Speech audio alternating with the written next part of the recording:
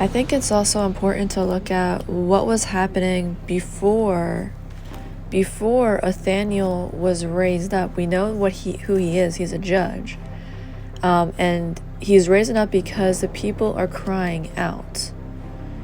And so he's raised up and he brings the truth, and they repent and they turn back to God. Just like you'll see this history, it repeats over and over and over again.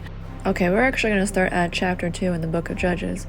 But the angel of the Lord visits the people of Israel at Bochum, which is a place right by Galag. Might be saying that wrong, I apologize. Which basically, it's a place where the Israelites camped after crossing over the Jordan River. Bochum means weepers.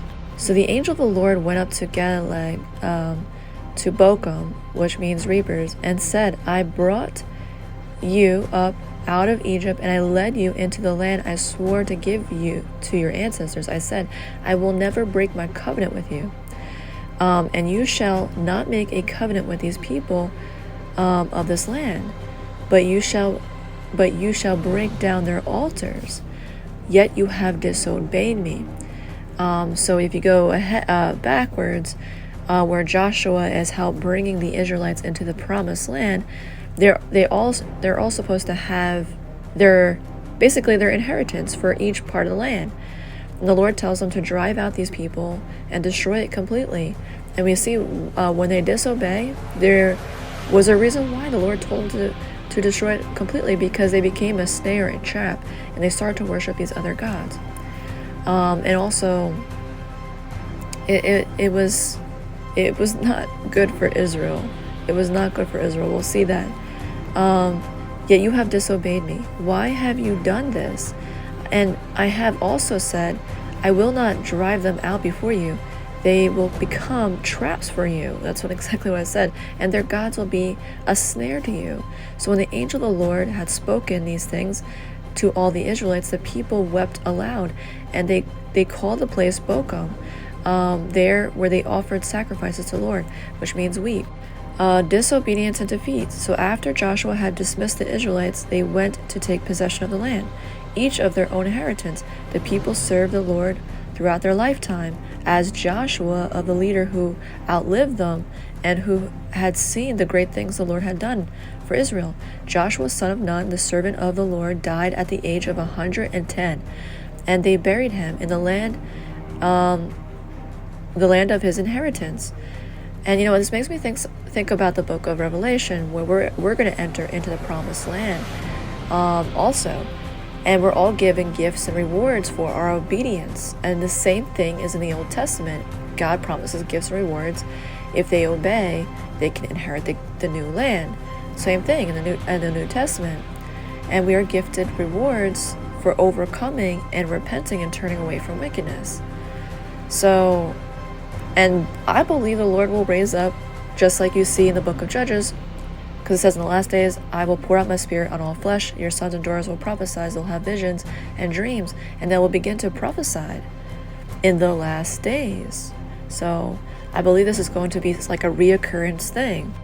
So Joshua, son of Nun, the servant of the Lord, died at the age of 110, and they buried him in the land of his inheritance at Tifron Heres, in the hill country of Eram, north of Mount Cush. After the whole generation had been gathered to the ancestors, another generation grew up who knew neither the Lord nor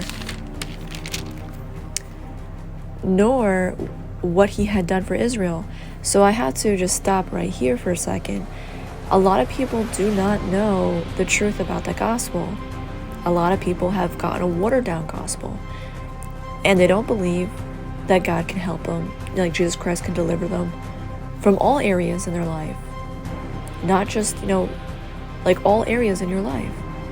And a lot of people don't really know Jesus Christ personally for themselves. They know him as religion, but they don't know him for themselves. And a lot of people are straying away from the church right now because they're not being taught of relationship and having God can make his glory known to you if you obey him. And if you love him and your neighbor too, he will make his glory known to you.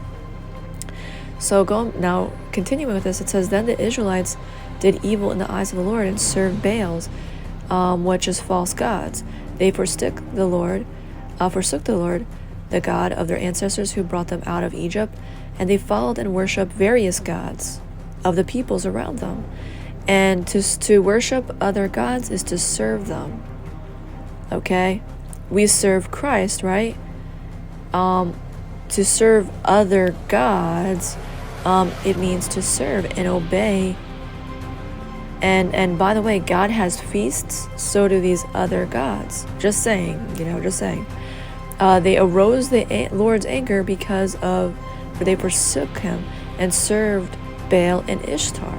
Ishtar is a goddess of love and fertility. Doesn't sound bad at all, but this is what they do. They worship the creation and not the creator. So the worshippers are supposedly stimulated by intimating and renouncing fertility on earth. Again, if I say these words wrong, I apologize. Not the best reader. Practice sacred prostitution in the temples to guarantee fertility for people, animals, and the land. And are promised prosperity in exchange for participating in the cult. So, yes, they practice in sexual morality inside these temples. Okay, so what you see, the ingredients for worshiping pagan gods, is things outside of God's original plan for marriage. Once you see that on the culture, on the society, that is when you know paganism is back in full blown. When the world's view is basically has forsook the law, forsook this, and now they're doing paganism. Okay? So that's how you know, those are signs. So they worship them, and they quickly turned from the ways of their ancestors who had been obedient to the Lord's command. So whenever the Lord raised up a judge for them, he was with the judge and saved them out of the hands of the enemies.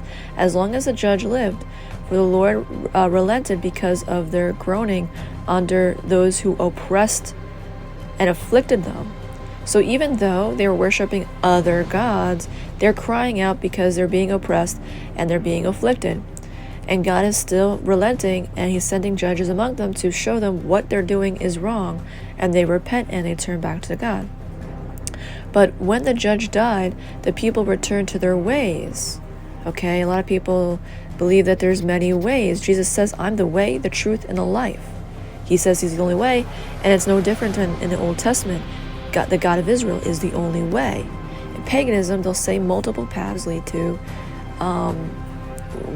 life, Christ says he's the only way. The God of Israel says he's the only way, So their ways, they become even more corrupt than those of their ancestors. Jesus even said that